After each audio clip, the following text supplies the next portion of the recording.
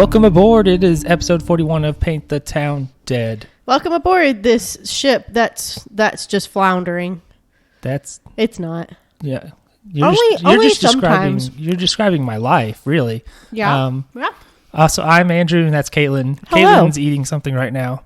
It's I'm very sorry. unprofessional. I'm really sorry. It's an olive stuffed with feta cheese. Yeah, exactly. She, if we had smell-o-vision, her breath would be coming through that just real rank right now. It's amazing.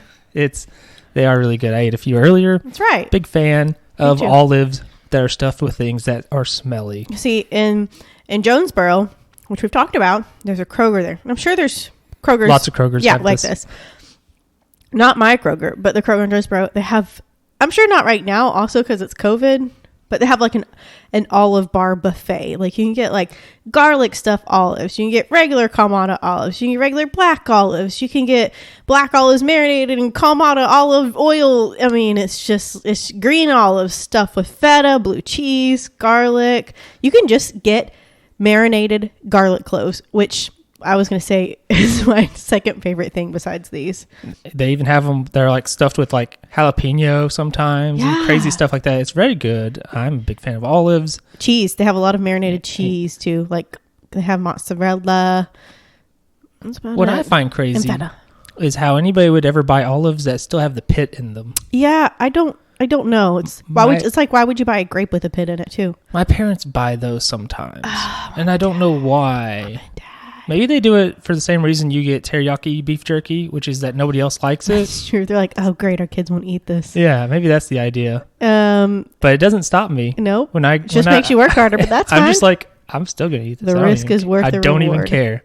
Yeah, I love teriyaki beef jerky. John, not so much. How could you not like it and like beef jerky? I don't know, but it happens. I love teriyaki, the sweet and spicy ones, the regular ones, the peppered ones. Just give me all the beef jerky. I like going to the beef jerky outlet store where it's just like, here's the Cajun flavored ones. Have you had like homemade fresh beef jerky or deer jerky? I actually have had deer jerky at your house years ago. Deer jerky at my house? Yeah. You don't, and I mean like, not. It was like venison. Well, that's like deer tenderloin. I mean, that's maybe that's what it was, but it was really good wherever it was. My dad makes the best. It was one of those things where I was like, I have to walk away or I'm going to eat all of your food. Literally could eat the whole thing. Yes. It was my dad and he made probably tenderloin. I don't know him having ever made anything like. For some reason in my brain, I'm thinking it was jerky, but it maybe wasn't. It's been long enough I wouldn't remember other than the feeling in my heart of how delicious it was. And again, it was the tenderloin. The guilt I almost felt where I was like, I got to walk away eat it all. Or y'all aren't going to have any. And this is y'all's food. This would be uncool. My dad cooks like a good Southern woman. Like my mom, like she's a pretty good cook, but it's my dad that's the real hero in the kitchen. Like he makes collard greens and like I believe it's colored greens. No, shut up. Like that's Michael Scott. Yes, yeah. No, but he makes collard greens and like I like when people are like, "Oh, you have to try my grandma's. They're so good." I'm like, "All right, I'll give it a go." I try by. I'm like, "Get that crap out of my face. That tastes like absolute dog poop." And then my dad makes it, and I'm like, "This is literally manna from heaven." He literally, I don't know what he does. He sprinkles magic in it. I mean, I know that he like cuts them and washes them and whatever. I mean, he literally cooks them all day. Like, and he does it with like a strong vinegar based thing. Like he does like, a little Worcestershire, a little soy probably, but like something very vinegary based. Oh, what is that called? Balsamic. That's what he does. Balsamic. And it just like takes away all the bitterness and it makes them so tender and juicy and flavorful. Of course there's bacon in there. So I mean, that helps too. I don't know that I've ever actually had collard greens in my life. I don't know if I have. That was never a staple of my family. I should have saved some for you. They brought me some a few weeks ago. Yeah, that's one I just realized. I'm like, I don't know if I've had that. So good. If I have, it must have been a long time ago. Don't try any until I offer you some. Because if I offer it to you, it's my dad that made it and it will change your world. But if somebody else offers it to you, it's their grandmama's and it's crap. So I think it's time to get to it today. Sounds good. We are going to be going to the city of Pine Bluff, Arkansas for the vast majority of this. Pine Bluff has a reputation in Arkansas. Pine Bluff has seen better days. It has. I don't know. There are some good things there. I don't know what happened to Pine Bluff. I don't know what like economically happened to it. Mm-hmm. Like some places it's very obvious, like say Blytheville, Arkansas, in northeast Arkansas. Blytheville, it's very obvious what happened. It was like train or something. They had an Air Force base there. Oh. The Air Force base shut down. Blytheville fell apart. Gotcha. You suddenly lose like however many hundreds, thousands, maybe thousands. I don't know how big the Air Force base was. That's a lot of people to lose. And so that affects places like Blytheville and, neighboring towns like Gosnell. Like my dad used to always talk about how when he was younger, Gosnell, for instance, their football team would be really good and then really bad and then really good and really bad because of all the Air Force people would move in and then they would get transferred elsewhere. And so it's like some good players would come in and then good players would leave. And it's just constant. So I don't know what happened with Pine Bluff. I don't know why it deteriorated in the way it did. I remember the story my dad told when he was having to work there where he was trying to drive down downtown Pine Bluff and the road was blocked.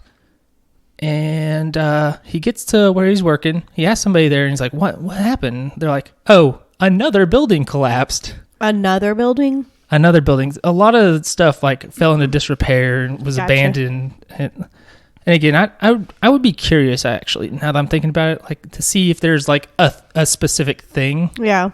I'm going to guess some kind of industry was there. And I mean, that's how it always is, right? Yeah, it could be. I mean, it could even be like the Rust Belt, which is a lot of Midwestern cities in America where there was lots of industry and factories.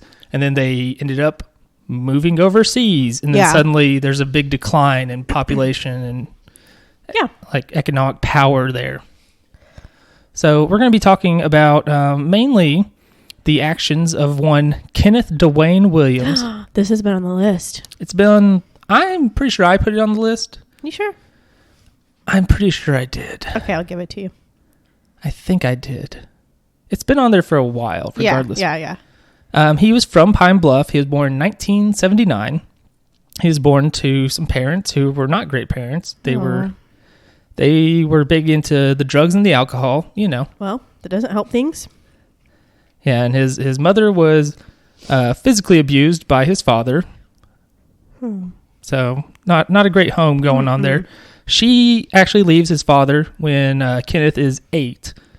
And in 1989, at the age of 9, only 9, he joins a street gang. 9?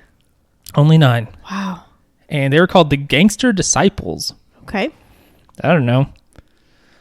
Okay. I don't know much about gang names, but that's not a very good one, I don't think. Oh, I'm reading some bad facts about Pine Bluff right now. Yeah, and Pine Bluff is it's often on like most violent cities in America based on depending on the population because it's not Murders a very per capita, big. Maybe. It's not a very big city, but yeah, it's murder per capita or violent crimes. Violent crime usually it's like murder and rape and assault, robbery, stuff like that, kidnapping. And Pine Bluff will often be on those lists, depending on what. 'Cause a lot of them will be like cities over 100,000. Pine Bluff wouldn't qualify. No. But you know, like they're on those lists. It's like it's the 10th most dangerous place in America. There was one list released one year where Arkansas was just doing a real great job because we had West Memphis, Little Rock, and Pine Bluff all on the list. And it's like, man, we're killing it. And I don't even like. I haven't seen that side of things, you know, like North Little Rock has even been on that list before. Oh, really? Yeah. I mean, they're not the parts you would go to on purpose. Yeah. That's the thing. True. So a lot of people aren't going to see that side of the town. I did read in May of last year on USA Today, due to entirely outbound migration, Pine Bluff lost a net of 10,592 residents between 2010 and 2018. The 10.6% population drop was the largest of any U.S. metro area over that period. So quite significant. Yeah, Pine Bluff has suffered a lot as far as like losing population. Yeah. And again, I don't know what industry. And that means money and the economy and everything. Yeah. But I don't know what the specifics are of their economic issues and why outbound it became migration. Yeah, but then it's like, why did the outbound migration occur? You know, what pushed people away, I guess? Money. Probably money, yes. But But specifically, I'm just wondering if there's a specific industry that died off in some way. I got you. So he's in this gang, and he says that about 2 years later, when he was 11, he was molested by an older boy. Aww. And around this time is when he says he decided to become the predator, not the prey. Oh, it's not good. But, that's the mindset. It's like I could keep being victim, or I could be the perpetrator and not let bad stuff happen to me. I feel like that's a mindset. Not that I know anything about it, but... It is like an endless cycle, especially when it comes to like child abuse stuff. Yes. Oftentimes those who are abused become abusers. Exactly. Because that's what they know, I guess. Exactly. So he says that later on he sexually assaulted younger boys and raped them. No. Yep. And he spent time in and out of foster homes. And the age of and when he was 16, in 1996, he is going to be sentenced to 5 years in prison and gets released from prison later on, around 1998, which you will notice is less than 5 years, but, parole and all that. Yeah. And he started carrying a gun with him all the time because of altercations Is this a felony? Did he have a felony? Yeah, it was like assault or battery. Is that a felony? Yes. I mean, if you're going to spend you time... can't own a weapon if you're a felon. Hey, guess what? What? Sometimes felons don't care. They don't follow the rules, you see? Yeah.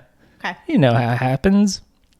And so he's carrying a gun because he had some altercations, if you will, with other men about women he had been seeing. So I guess it was like, whatever. Cheating. Yeah, something. And December 5th, 1998 is where our story is going to really kick off here. Let's do it.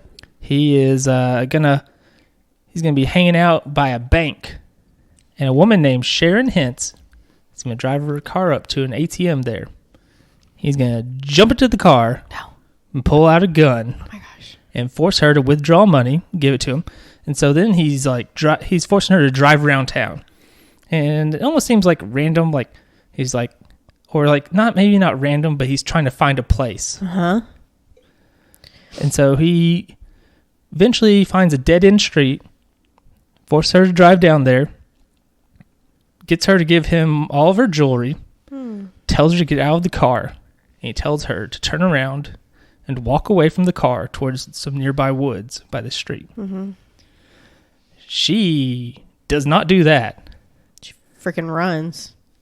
She just like didn't turn around. Like I don't know if she's like just like backing away or what, but she does not turn around and run.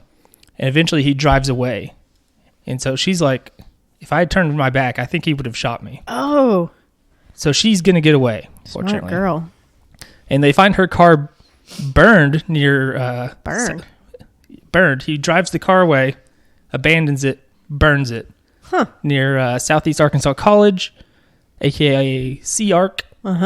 Which was actually pretty close to his home. Oh, really? Yep. Huh.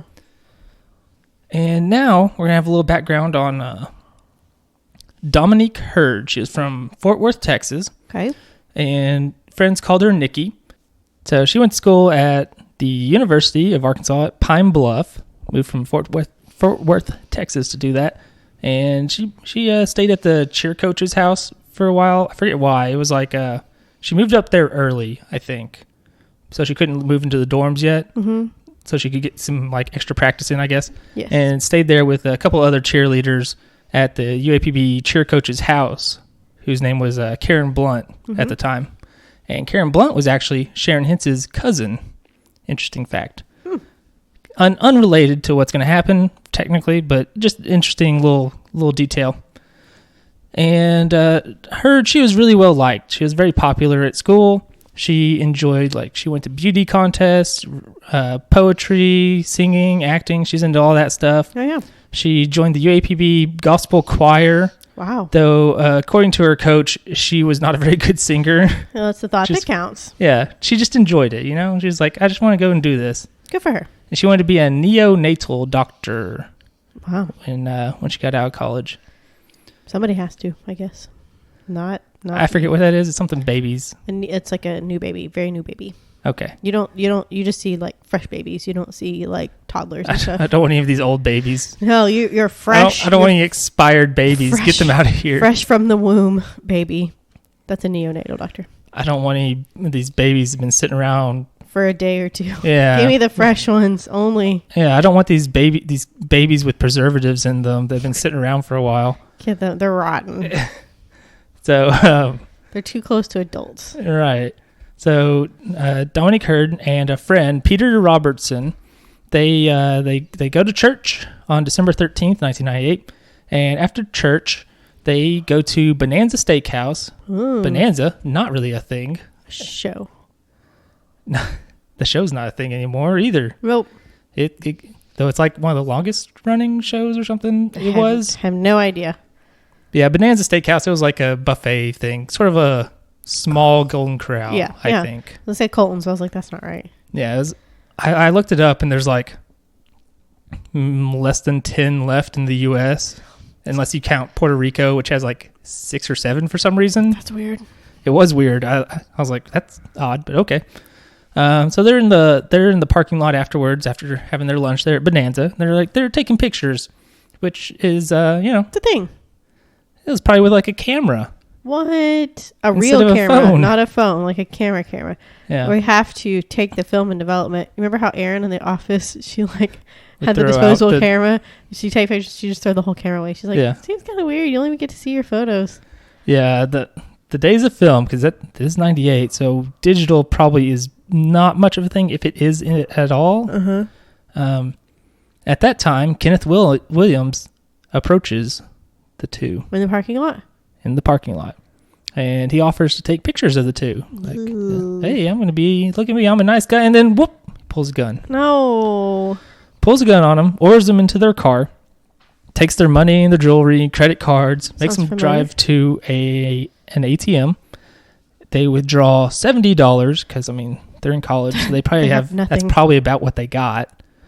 Then he orders them to drive around like he did with Sharon Hintz, going down multiple dead-end streets until he finds the spot, I guess, that he's like, this is the spot, we're going to do this.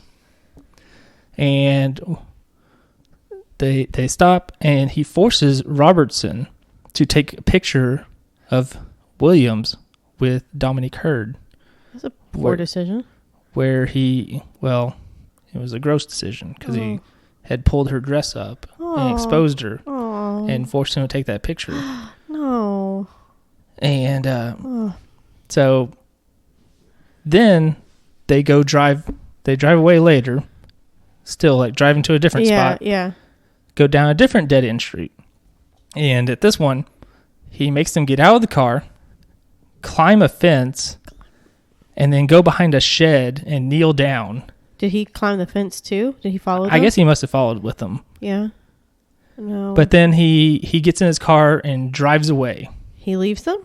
He leaves them. But as he's driving away, he starts to think like, they saw my face. Yeah. And he starts to think, got to do something about that. And he says he also said that later on that he was high as a kite at the time and wasn't thinking right. Why didn't they run? I don't know how far he got before he came back. Gotcha. So he comes back, he turns the car around, and he gets there, and for some reason he asks them where they're from.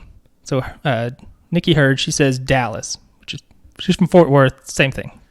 Not really, but yeah. Texas. Dallas, Fort Worth. And Robertson says New Jersey. And then Williams says that he doesn't like the N-words from Dallas anyway. And then shoots both of them. Oh my gosh. And Robertson is able to survive long enough that he staggers to the road nearby, flags down a passing car who is able to call the police and ambulance and all that. Robertson would actually survive, but Dominique Hurd would not. Oh. And Williams would abandon this car and set it on fire 2 blocks from his apartment, which was only about 50 to 70 yards from where he had burned the previous car. Dude. Wow. So he's going to be identified later as the killer by Robertson in a photo lineup. And while searching Williams' home, they actually find the car insurance card from Sharon Hintz's car. So it's like, cool. Question. This is kind of a graphic question. Where did Kenneth Williams shoot? She had been shot through the head. At least one of the bullets. Wow. No, not Dominique.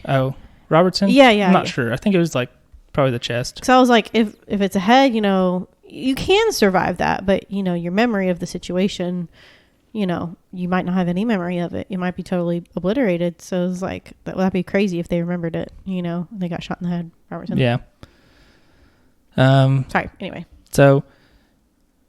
Yeah, so he's got robbery and kidnapping, now capital murder on his rap sheet here. He's going to be found guilty on all counts. When was he arrested?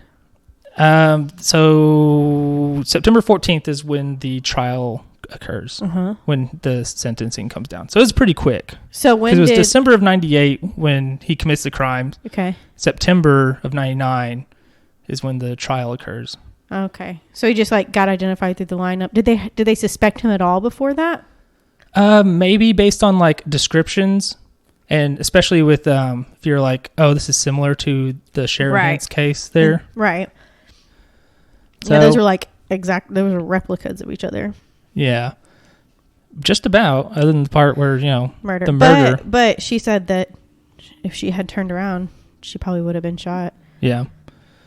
So he's found guilty on all counts, and he is going to receive life without parole.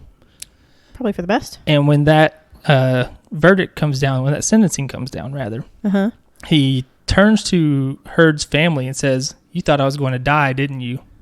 Oh. Yeah, right. Dude. What? Yeah. What was that? Was that an option? Yeah, because it was capital murder. So. Oh, gotcha.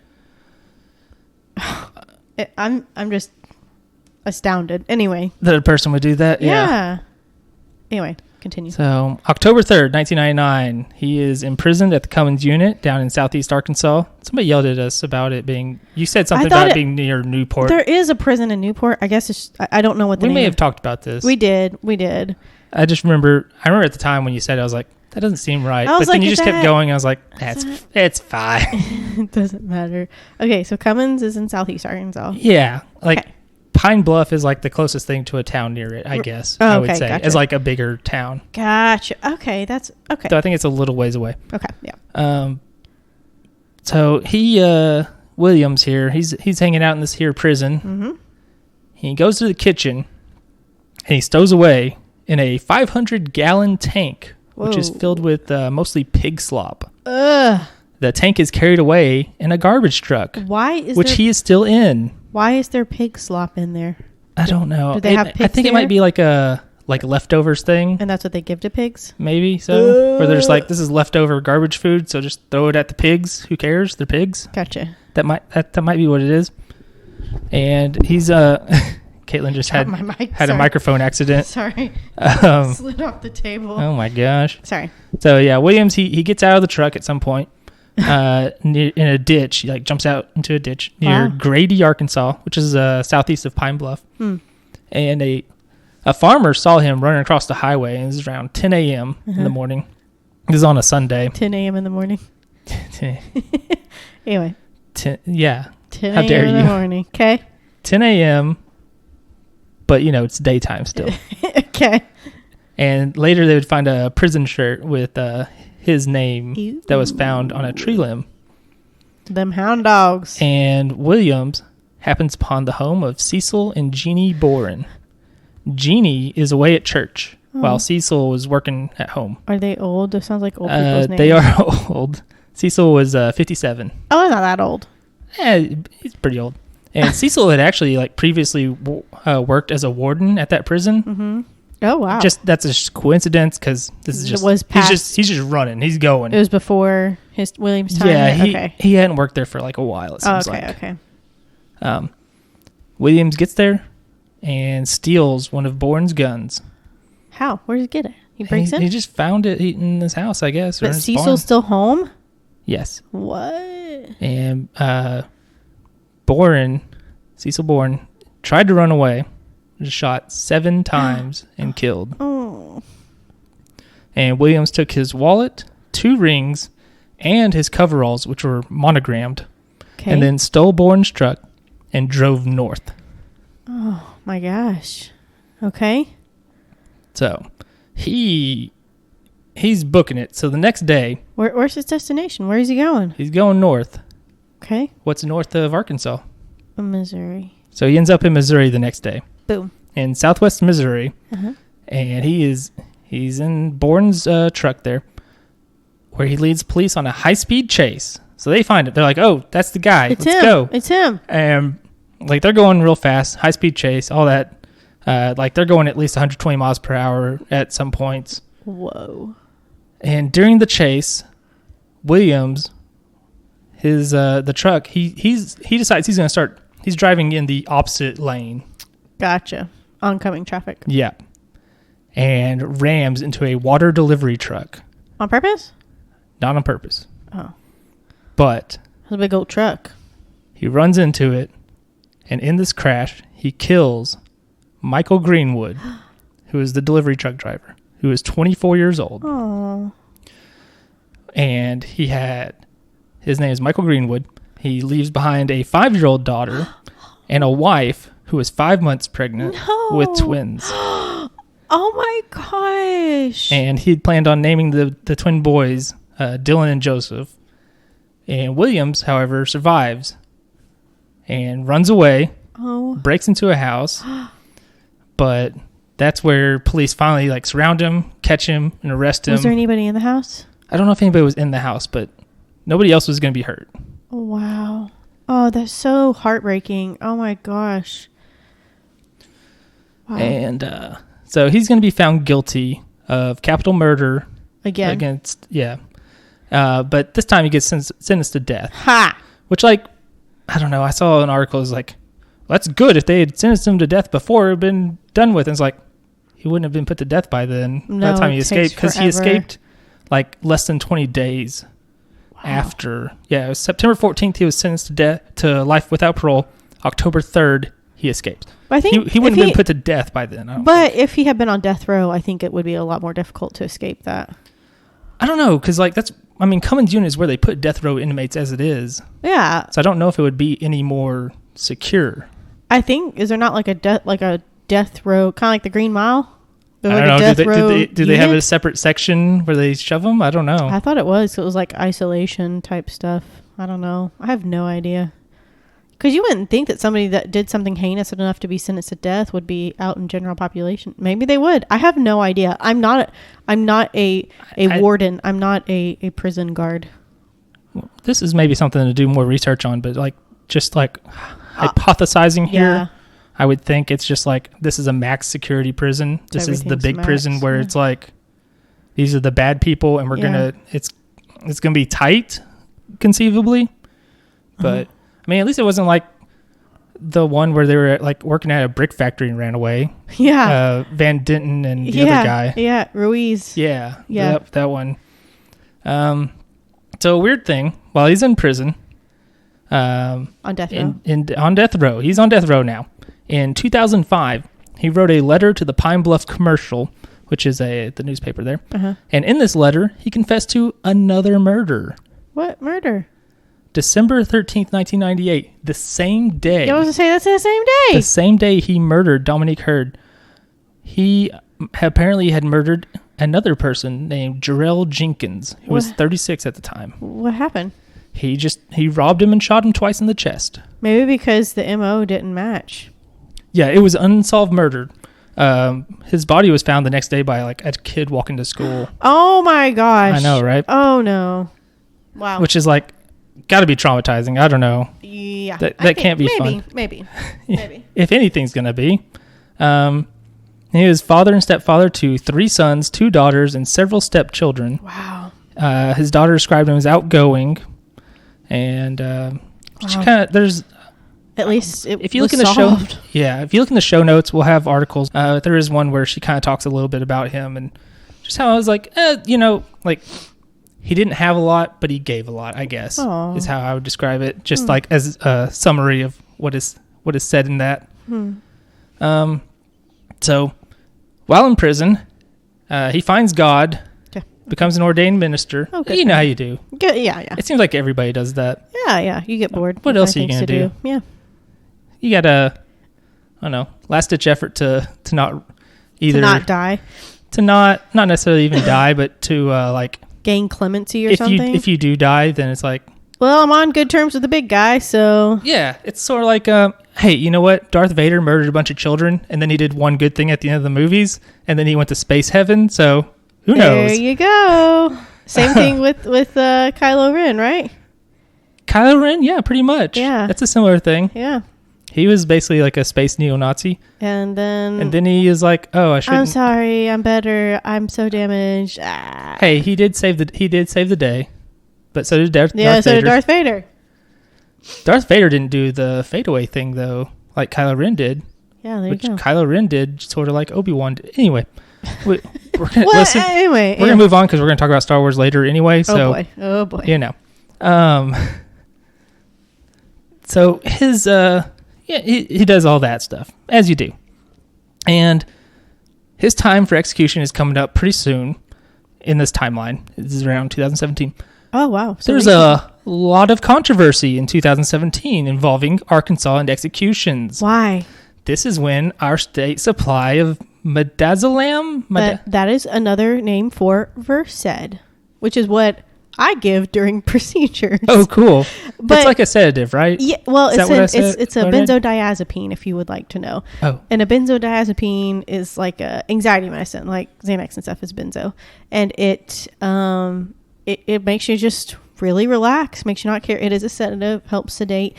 It is used in conscious or moderate sedation, but I suppose if you gave too much, you can just stop breathing. Well, I think it's like used in concert with other stuff. In concert? Yeah. So anyway, the state supply here in Arkansas of midazolam. Very good. Yes. It was about to expire, and Arkansas was like, oh, we need to start moving on this then. Uh-huh. And they end up, this is like, there were lots of protests, like, I think freaking Johnny Depp came to Little Rock at some point during this whole thing. I remember that. Like, it was crazy. There's a lot of controversy around this because they were just like fast tracking executions suddenly. Come on. To the point that they plan to conduct 8 executions in 10 days. That's a lot. It is a lot.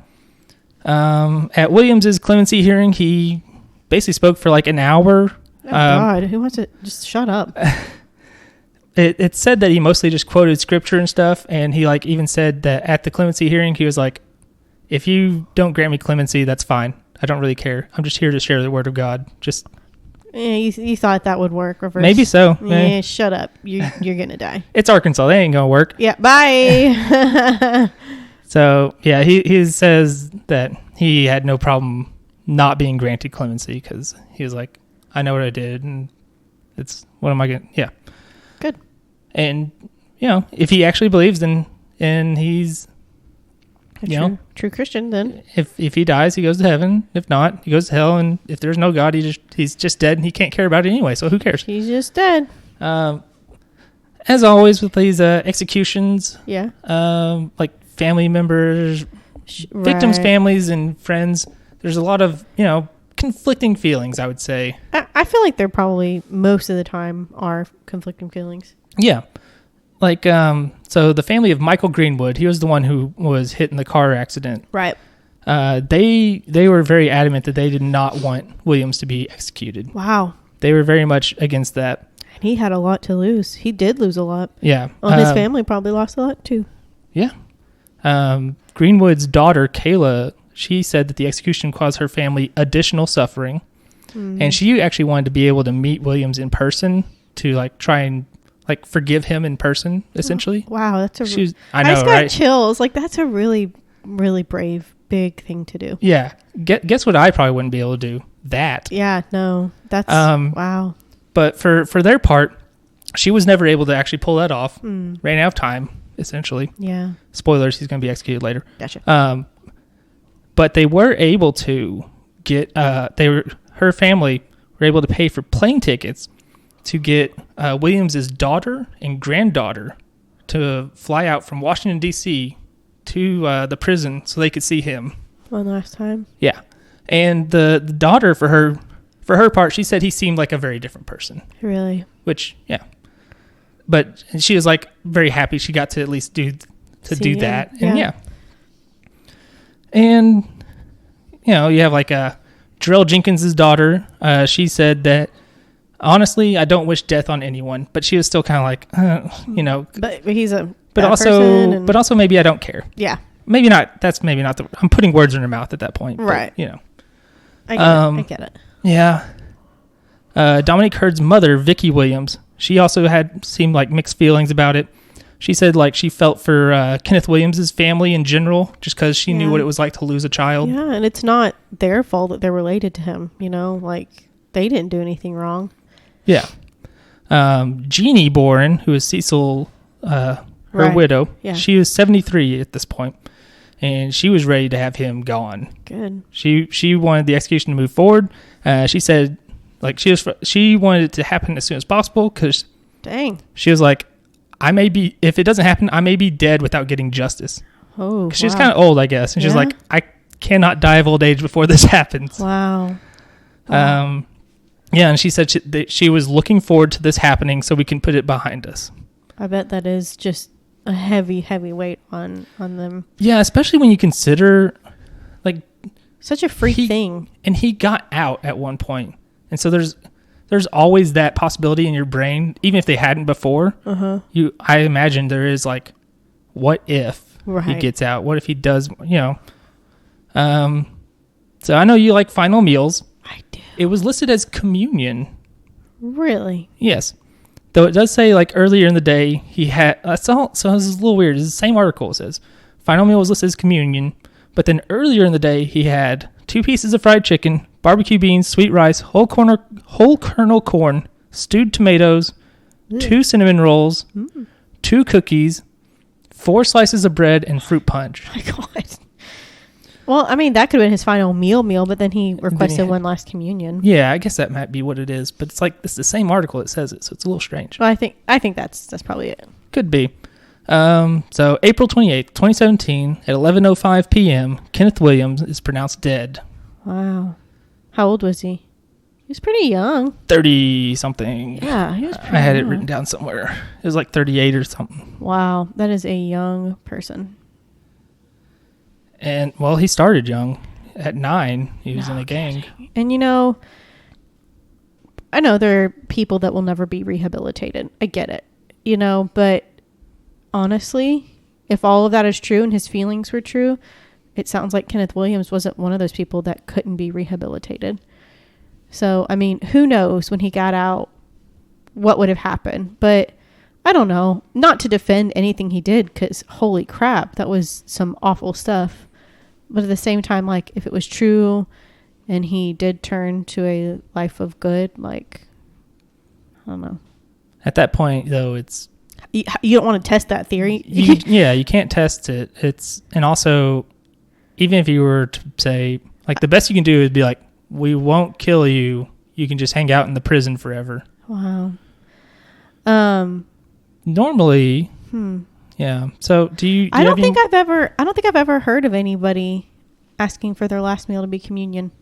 I'm trying to think of all the last meals that I've heard of, and I don't recall any communions. That is very interesting. Yeah. Because you think that the people that say all that stuff are like, I'm rehabilitated, I'm so many of them seem like phonies. And it's like, yeah, you had like 12 Pepsis and a whole ham for yourself. Well, and also most of them, I find, even when they are like, I found God, they usually are like, please don't kill me though. Yeah. Whereas this guy was kind of like, you do, I get it. I was convicted. That I did happens, terrible things. But yeah. Interesting. Very interesting. All right. So normally what we do here on the show is after doing this horrible thing. Yeah. We like to get to some things that are nice and fun or whatever, just nonsense. Today, we have more anger. We have more weeping and gnashing of teeth because Caitlin had quite the fun time recently this weekend. Oh my gosh. This is why today's episode is late, and it's going to come out on Wednesday instead of Tuesday. So let's start from the beginning. My grandmother passed away 2 days before Thanksgiving from COVID-induced pneumonia. It was very, very quick. It was unexpected. She had Alzheimer's for probably close to a decade, but the last 3 years were pretty bad, and then this last year got really, really bad. So unfortunately, my grandpa, who is very spry for being, 86, I think he is. He's pretty spry for being 86 and missing a leg, but he's still 86 and missing a leg, and he has macular degeneration, and she had no idea who he was, and it scared her to be with him because she didn't know him. And so unfortunately, we had to put her in a nursing facility, and unfortunately, COVID is running rampant in nursing home facilities right now because it is a communal living space. And once it's to one person, it's to everybody. It's just how it rolls. So unfortunately, a nurse or a tech, I'm not sure, an aide, came into work, had COVID, and spread it to many of the residents there. And my grandma was one of them. So she passed away. We just now were able to have her memorial service. Due to COVID and everything, we had to make a lot of plans as far as social distancing and everything. So it took a lot of planning. So we finally had her funeral and memorial service this past weekend. Well, I have two bereavement days at work. So I had to plan it accordingly. And from where I live to get to where my grandparents live, it takes like 13 hours driving, which wouldn't normally be a problem, but I can't spend 2 of those 4 days in the car, and so because I needed help and everything. So I decided to fly. John and I were supposed to go to Santa Fe in November, and we had to cancel that because COVID. So we had these airline tickets for American Airlines. So I used one of the tickets to get to Florida to see my grandparents or to see my grandfather and go to my grandmother's funeral. And the flight down was fine. Not a big deal. I flew American Airlines, if you really want to know. It was American Airlines, which I have no ill feeling against. But, or at least you didn't. Well, okay. So we get there. I fly down. It's just me. Fly from Little Rock to Dallas to Orlando. So flight down was fine. The little plane going from Little Rock to Dallas was actually fairly comfortable and a little roomy. Now, the flight from Dallas to Orlando, they're using the big old planes, the international planes, for continental travel right now because they're not doing as many international travels. So they still want to use their big, nice planes. So they just do busy continental flights. I guess that's what it's called. Continental? I think it's continental. Anyways. Works for me. Yeah. So, from Dallas to Orlando was a Boeing 777, which is a massive plane. And I'm in a regular economy seat. And those seats are so tiny. I mean, I got some curvy hips, but them seats are real tiny. And there was handles squeezing each side of my hips. And it wasn't like squeezing, but it was touching. And I don't like that. It wasn't like squeezing, but it was touching. And it was pressing on the right side. I have really bad sciatica. It's pressing on that side. So that whole 2.5 hours from Dallas to Orlando, I was in so much pain. And I got off and I couldn't feel my leg. And I was just in excruciating pain. It's fine. Everything's fine. It's fine. It's done. I'm getting there. It's fine. And so then I'm getting ready to check into my flight to fly back to Arkansas on Sunday. Checking in my flight. And I was like, you know what? I'm going to pull the trigger. I'm going to buy a first class ticket for the long flight. Well, long. I say it's 2.5 hours from Orlando back to Dallas because I knew it was going to be on the big plane again. So I was like, you know what? I'm going to get the big, just going to pull the trigger. I'm going to have a first class seat because that's like real first class. That's like international first class. And let me tell you, that was probably single-handedly the best decision I have ever made in my life. Ask me why. Why is that? Okay, I'll tell you. So I get there, I check in, everything's going fine. I like that I get to board first. It's amazing. I've never done that before. And you have your own seat. Like you're in your own little cocoon. Like I don't have to talk to anybody. I don't have to look at anybody. I have my own like full TV screen in front of me. My seat lays flat. if I wanted to. I can do jumping jacks in my little cubicle if I so desire. The bathrooms are roomier. It's amazing. I took a video. I was so happy. Anyway, so we get in the plane. We leave on time. We're pulling out of the we're pulling out of our gate on time. I'm like, cool, gonna get this party started. I'm gonna enjoy this. And then we get to where the actual runway, you have to kind of like taxi over to the actual runway. So we get to the actual runway and we're stopped. And they have to stop for a second and do all their little checks before they take off. And we're stopped. And we're stopped. And we're stopped. And I was like, what is taking so long? I'm not kidding when I say we were just there for like 10 minutes. I was like, what the heck is taking so long? Captain gets on. Folks, we're going to have to go back to the gate. There has been a problem with the paperwork. And we have to get that fixed before they will accept our flight in Dallas. So unfortunately, we will have to taxi back to the gate. So we go back. And I was like, this must be a joke. Nope. They turned that giant plane around and go back to the gate. And they're like, we just want to let you know, we do not have an ETA for when this will be resolved. But as soon as we know, we will let you know something. And we sat there for an hour.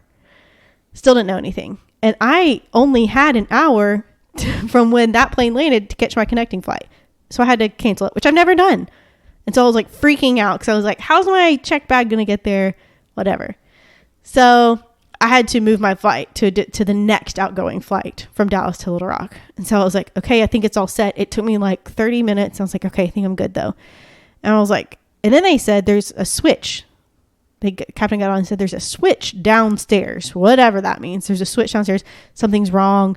When it turns on, it's not operating like it should, which is terrifying to say to a metal tin box full of people that's going to be hurtling at hundreds of miles an hour, 40,000 feet in the air. So I was like, okay. So he said, we don't have an ETA. And then I keep getting these updates from the airline, these text messages. Your flight's been delayed. It kept putting it back and it kept putting it back. And so another hour went by. Still no updates. Still, the switch is still broken. They can't figure out how to fix it. A third hour goes by and I have to get another plane because I will be late for my rebooked flight. So then I was like, oh my gosh, what's going to happen? That's 2 rebooks. And so finally booked it for another flight going from Dallas to Little Rock. And I was like, well, this is it. That's the last flight that's going to Little Rock from Dallas. So if I don't make that, I'm screwed. I don't know what I'm supposed to do. So finally got it rebooked. 4 hours later, I boarded that plane at 9 o'clock. We pulled out of the gate at 1. 4 hours I sat on that plane in the same spot. So that is why I say buying first class for this flight was the best decision I have ever made in my entire life. It really wasn't that much more expensive, to be honest. But look at money bags over here. No, it really wasn't. So I would have had to pay $30 for a check bag anyways. Well, it's only $80 for first class. So it's only $50 more. And I was like, Merry Christmas. And so I was like, it's been a terrible weekend.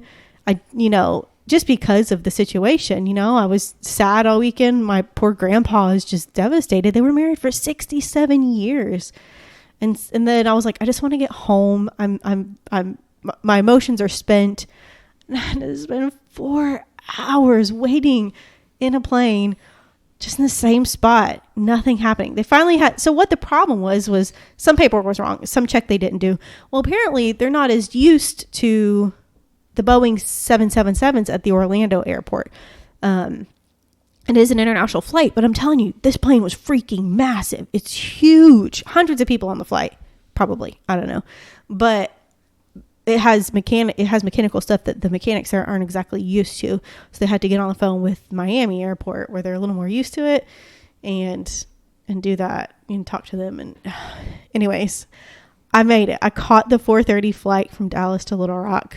I made it. They had upgraded me first class, but that plane was so tiny. It was like a little puddle jumper plane. And basically first class meant it's just a little roomier seat in the front. So it wasn't like the pod you had to yourself. I showed you that video, didn't I? Yeah, I had a whole pod. It was amazing. You made like multiple videos. You're like, look at this thing. Look at this. Check this out. I'm a flipping baller. Here's what was really stressful. I got to the Orlando airport in plenty of time, I thought. to check into my flight, and I showed you that line. Yeah. That is the longest line for an airline check-in I've ever seen in my life. And I was about to crap myself. I was like, this line is literally going to take 2 hours to get through. And I was like, wait, where's the kiosk? I checked in yesterday. Why? Like, I can just print out my tag and go. And so I was like, where's the kiosk? And so they're like, it's over there. So I just went in there, logged into my flight, got my little bag thing that they stick to your bag. And they're like, all right, step up here and weigh your bag. Put it up there. You're good to go. That was it. And there were people, like, I don't think the line had moved at all by the time I did that. So I don't know why. I guess people just haven't, like, checked into their flight. Why you wouldn't do it early? I don't know. Yeah, airports are a nightmare as it is. TSA check actually went pretty quick. That was pretty painless. That's good. A lot of times I find it works really well if you do your research beforehand. Yeah. To know what you're supposed to do, and if everybody else has done that. And sometimes I've even been in places where like security are like going around being like, hey, make sure you do this thing and this thing because it's going to be, otherwise it's going to be a real mess. Yeah. And so, yeah, like sometimes it's just like, pop, pop, pop, we're going through. It's a pretty quick moving line. Yeah. It was pretty fast. Inevitably somebody screws up and like they have forget something. Or just like forget something and they're like, they're stupid. Like they leave their wallet in their pocket or something. And so then the scanner's like, there's a thing. There's a thing in their pocket. Or their drug dog is like, there's something in his butt. I smell it. Yeah, exactly. And I'm just kidding. Didn't see that happen. But while waiting for 4 hours on the flight, I started watching an in-flight movie that I'm really excited to finish to watch, Jojo Rabbit. Yeah, except then you didn't get to finish it because your things broke. I did not get to finish it because the headphone jack shorted out. So that only got 45 minutes into it, but I was really enjoying it, which is kind of funny because it's about, what did I say? Hitler Kid Camp. Hitler Kid Camp. That is what you called it. Hitler Youth. The Hitler Youth. It's about this kid named Jojo. It's based in like Hitler Germany, Nazi Germany. And this kid named Jojo, he joins the Hitler Youth. He's very much like, yay, Hitler. In fact, he has an imaginary friend and it's Hitler. I'm going to cut that one part out where you said, yay, Hitler. Just so I can use it against you in the future. Shut up. So anyways, he's trying to prove himself that he's a big, he's like 10 and he's like trying to prove himself he's a big, bad, war-worthy, kid. And I'm only 45 minutes in, so I don't know how it ends, but it's directed by Taika Waititi and he plays Hitler in this movie. And it's so funny, which is like weird to say it's funny, but it has like Rebel Wilson in it, Sam Rockwell, Scarlett Johansson, and Taika Waititi. And if you've never seen Taika Waititi stuff, so funny. He did Thor Ragnarok. He's one good Thor movie. What we do in the shadows, the movie. I think he's in some of the episodes too of the show. That's probably true because he plays the rock monster in Thor. Yeah. And he's IG-11 in The Mandalorian. Yeah. And he directed at least like, I guess 2 episodes now. He's directed some episodes of Mandalorian. Andrew and I are big fans of New Zealand humor and New Zealand based actors and directors. Yeah, they seem all right. Yeah. And Andrew told me this. It was an interview with Taika Waititi. Yes, this is my favorite thing. Where he was like, he was excited to play Hitler because he knew it would make Hitler really mad. Because he's a Maori. Is that what it's Maori? Called? Yeah. He's a Maori person, which is a native person to the island of New Zealand. They're native islanders, and they're South Pacific. No, what's the word I'm looking of? South Pacific seems right. It is in the South Pacific. It's South Pacific. Anyways, he's a Polynesian person, basically. I don't know if that's the right term. I don't think that's right. Oh, well, I think there's like different things because there's like Samoa, and so that's Samoans, like the Rock is part Samoan. Well, people that were like from Tongan, like Tamatonga and Haku. Oh, I gotcha. And there's like, which is what he is, right? I think he's Maori, which is like a different thing from those, I think. Oh, maybe he's not. Maybe like, he's Tongan. I don't know. I may be getting it all wrong. Maori is like New Zealand, I think. Yeah. And like Tongan is from the island of Tonga, which is South Pacific. Gotcha. And then Samoan is from Samoa. Well, all those people basically kind of originated in the Hawaii area. And I was reading about it, and they because I was at one point looking at moving to New Zealand because I thought it'd be cool. So I was kind of reading about it. It's like they all were voyagers and they voyaged to all the small islands. So they should have a common ancestry, the people of New Zealand and the people of like Hawaii. Oh, interesting. And actually New Zealand was the last ever like found, what's the word I'm looking for? Last piece of land that was, humanity inhabited, colonized, I guess. Yes, because it was actually only found like in medieval times, and which was not that long ago, like 500 not years in the ago. grand scheme. No, so it's kind of surprising. Kind of interesting. I guess since we're basically into what you're looking at. Yeah, sorry. Though, like, you didn't get to watch the whole thing of the thing you were watching. I didn't, and I really can't wait to do it. Do you know if it's on anything streaming for free, or would I have to pay money extra? Maybe it might be on HBO Max. I'm not sure. Oh, speaking of HBO Max, what? Just have you seen like they were just like, hey, everything for 2021, it is releasing simultaneously with no extra charge on HBO Max. Nice. If you have a subscription. It's starting with Wonder Woman 1984, nice. Christmas Day. I'm so excited. Which I'm pretty psyched for. So obviously, Mandalorian. I watched it. Yeah. Very good episode. Cool. One of the best episodes. Is there has one of the best scenes I've seen in the show. Is there a thing with Baby Yoda? Oh, be careful what you say. In oranges. Oranges? Or something in a can. I know what you're talking about. It's from episode 2. Oh, okay. They're eggs. Oh, okay. I will say nothing more. Okay. That episode's not very good anyway. And honestly, if you watch that episode, you come away thinking that Baby Yoda is kind of a dick. Oh. But also he's a baby. So he's a baby. But it's like, there is only one episode left. It comes out on Friday. Caitlin, watch it. It's happening. You need to watch through it. You know what? You need to watch through it because we need to get this to where instead of, we have two options here. One, we have another episode where I go, I watched The Mandalorian. That's all I can say about it. Or you watch the show, and we can go through the whole thing and be done with it. And spoil everything. Yes, and we will warn you. It'll be the last thing we do. We will spoil everything. Which actually, you know what, Andrew? Yeah. Now is a great time for me to binge watch some stuff after I get off work. You want to know why? No school. No school, baby. I finished school. School's out. Forever. For summer. School's out. Forever.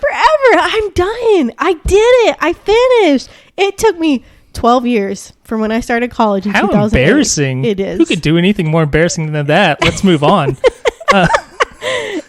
Anyways, it took me a long time, but I did it. I got there. There was a lot of crap that tried to get in my way, but I said, no, it's just going to take me a while, but I'm going to get there. You're like a power running back. You just bulldozed over it. After I got injured and stopped there for a while. No, I didn't get injured. I just got lazy. Everybody gets injured. You're like Adrian Peterson. You tore your ACL. Yeah. You come back the next year. You almost set the rushing record. I did therapy, and then I set the record.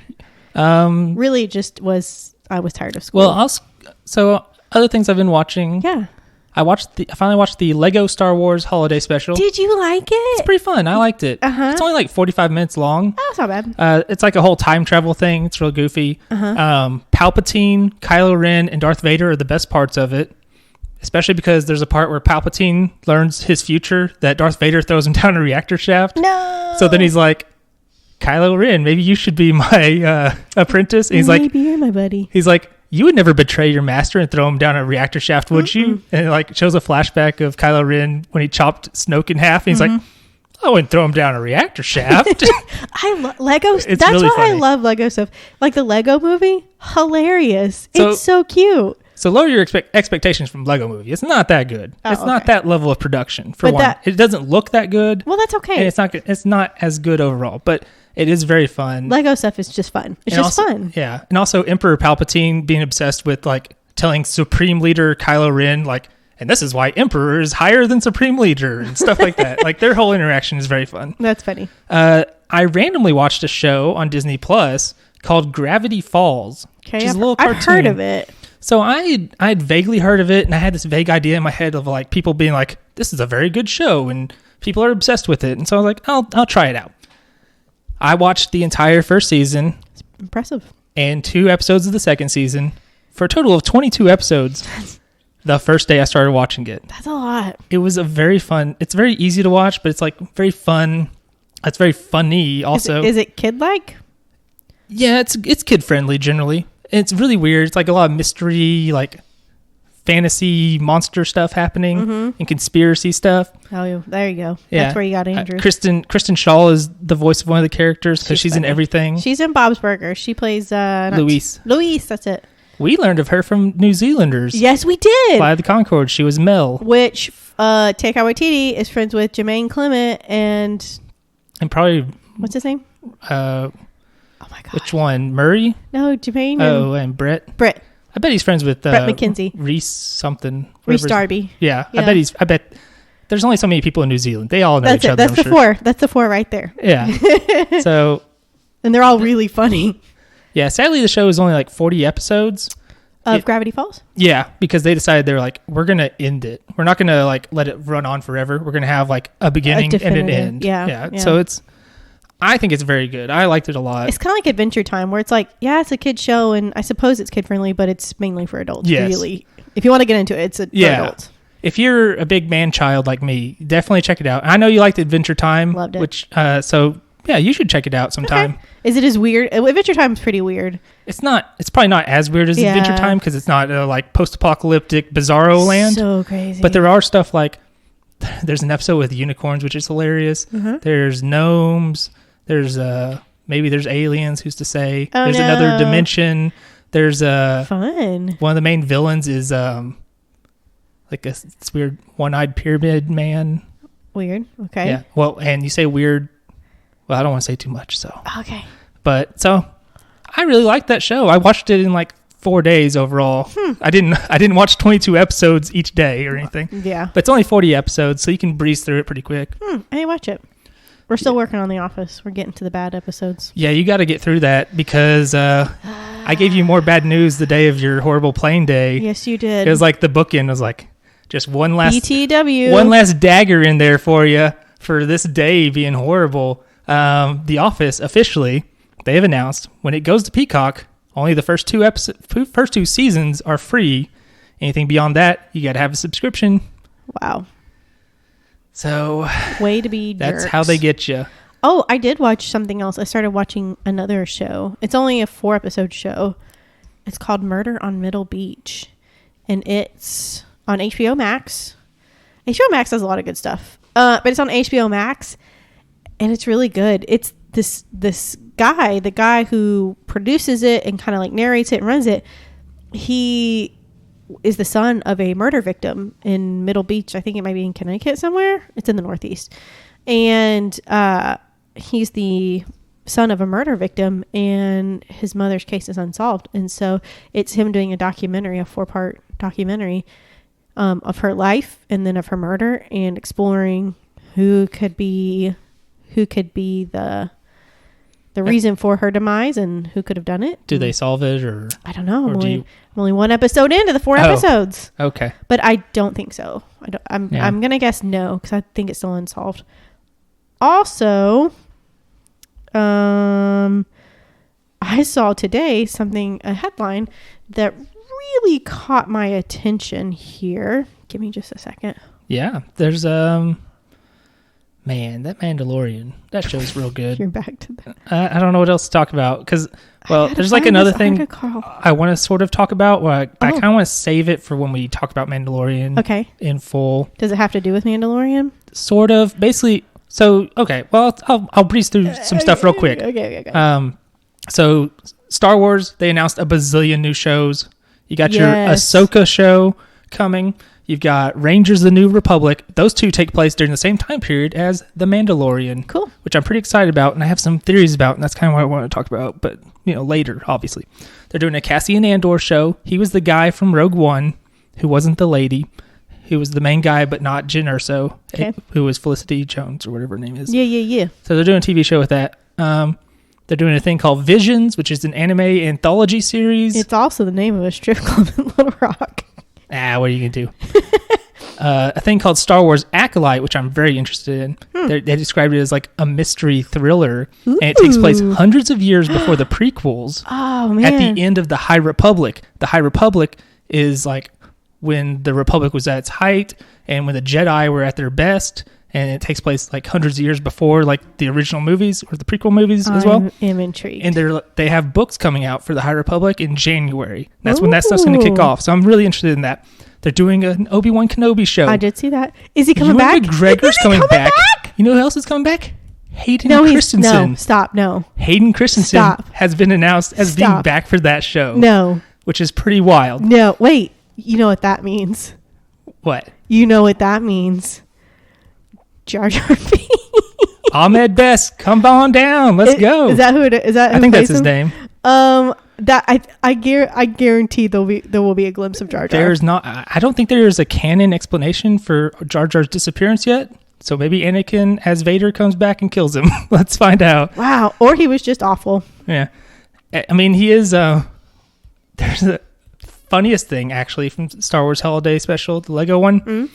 There's a part where they say, this is the worst thing to happen to the galaxy since Jar Jar's Senate speech. Oh, no. Which is where they grant Palpatine the emergency powers that he eventually uses to become Emperor, which is so good. There's also a Lando show starring Billy D. Williams. They described it as an event series, which I think means it's just like a miniseries, and it'll be like one and done. Cool. A droid story. It's an animated show with R2-D2 and C-3PO. As if they haven't done that before, they have. It was called Droids. It was back in like the 80s. It was terrible. Oh, really? Yeah, it's kind of weird. Bad Batch. That's a Clone Wars spinoff from like the final season. A movie called Rogue Squadron. Okay. Which is pretty exciting because it's gonna be. That means it's Dude, like this is a lot of stuff. It is a lot, and it's like Rogue Squadron, like fighter pilots for the rebellion. Generally, this might be like New Republic stuff. I don't know. And it's directed by Patty Jenkins of Wonder Woman fame. Yeah. And she's actually the daughter of a fighter pilot who passed away at war. And then also they announced that Taika Waititi is making a movie of some sort. A Star Wars movie? A Star Wars movie of some sort. Taika Waititi strikes again. So that's all pretty exciting. It is exciting. But I'm really excited about like basically everything except Droid Story. I don't care for that. Yeah. Everything else sounds really interesting. So do your thing. Okay, did you find it? I did. This article caught my attention. The title is, this is from NBC, Japan's Twitter killer sentenced to death for dismembering 9 victims. Is this the one who like was finding suicidal people? Yes. How did you know about that? I saw a headline. So I'm Today? just like, yeah, and I haven't read into it, so I'm excited to hear like what all it is. Investigators said Takahiro Shiraishi, I think it's Shiraishi. Takahiro Shiraishi approached the victim. Too bad I wasn't reading these because I watch Japanese wrestling, so I know things. Well, what do you think? Take a look. It's in the smaller writing there. It's in the smaller writing. Takahiro Shiraishi. You don't think it's Shiraishi? Shiraishi. Here's the thing about Takahiro Shiraishi. That's how I think it would be. Yeah. One of the things I've learned about Japanese from the guy who does like the British guy who does translation on New Japan is a lot of it. There's like no emphasis on syllables over other syllables. So it's not so harsh. It's not like Shiraishi. Yeah, like most stuff it's like like we would be like Tokyo, where they'd be like Tokyo. The like one exception I've heard is like Hiroshima. Like they will say Hiroshima instead of Hiroshima or something like that. Yeah. Which is really weird. I'm kind of talking out my butt to some extent there, obviously, but we're not Japanese, and we just have. I've been to Japan once, and it was a layover in Tokyo. Yeah. Okay, so approach the victims. So investigators said Takahiro approached the victims via Twitter, offering to assist them with their suicidal wishes. So I don't know if they're like, yeah, let me help you, although that's homicide, not suicide. And then he just like dismembered him, but he was sentenced to death. Which does that happen a lot in Japan? I don't know. Probably not, especially when you consider so many countries. For one, they have a very low like murder rate. Right. He was storing the bodies in his apartment. Gross. He was only 30. He was 30. Another thing interesting about, I would be curious to learn more about like Japanese legal procedure because it is, they supposedly when they go to trial, they have a 99% conviction rate. Whoa. But they also have like, I think a higher threshold to get to trial or something like that. I see what you're saying. Takes more to get there. Right. I think that's what, ended up enabling Shinrikyo, who were the ones that did the sarin gas attack. Yes, yes. I think that's how they were able to get away for longer than you would think they would have. Wow, because you want to be like dang sure. Yeah, I think that's part of it. Wow. Let's see. Also, shout out to me if I said that name right. I bet I didn't. So he pled guilty. He didn't even appeal his death sentence. They arrested him in 2017 after finding the bodies of 8 females and 1 male in cold storage cases in his apartment. He approached them via Twitter, offered to assist them with their suicides. He killed the women, including teenagers, after raping them, and also killed a boyfriend of one of the women to silence him. Wow. I think that person deserves it. What do you think? Yeah, probably so. He used the name on Twitter, Hangman. Ugh. And he promised to help his victims die, and then he invited them into his apartment. Wow. And it says, although his defense lawyers argue that he assisted the victims with their suicidal wishes, Shirishi later said he killed them without their consent. You think? Anyways, so he was convicted, which I was like, holy crap, I've not heard of that. But yeah, I think that's about it for me. All right, I think then you can take us out. Oh, one more thing. Oh, then no. Just one more. You lied. I did. So one last thing, Andrew, that I do want to bring us out with before we actually go out. There's a song that reminded me very much of you and your very dear best friend in the whole wide world, who you've mentioned on the show before, and who you have a very special bond with. I'd like everybody, please turn your attention to a song called Guy Love by The Blanks. It was featured on the show Scrubs, which I love. Anyways, it reminded me very much of you, and I laughed really hard. And that's it. I hope that makes everybody's day. It made mine, for sure. Okay, guys. This has been Paint the Town Dead. We appreciate you stopping by. I'm really sorry it's a day late, but I hope you can forgive us. It's my fault, but really it's American Airlines' fault. No, really. Everybody was very kind. It's not... Things happen. I get it. I'm very grateful I had a first class seat. Okay. Paint the Town Dead. You've been listening to us here, and you can catch us on Facebook at Paint the Town Dead. You can catch us on Instagram, Paint the Town Dead, all one word. You can also catch us on Twitter, PTTDpod, and feel free to email us at pttdpod@gmail.com. We be sure to make sure you subscribe, rate, like, share, comment, rate us 5 stars if you would. That helps us. Sharing with your friends, word of mouth, directing them to our social medias, that helps as well. Sharing our posts, that helps. Anything helps, really, and we so appreciate it, and we appreciate you, and we hope all of you are safe and you're being healthy and making good choices for the most part. It's okay to make a few bad choices, not too many though. And happy Life Day to everybody. Happy what? Life Day. Okay, happy Life Day. It's like fake Star Wars Christmas. Oh, okay. Happy Life Day. Happy Life Day, everybody. Okay, we'll see you next week, hopefully on time. Okay, goodbye.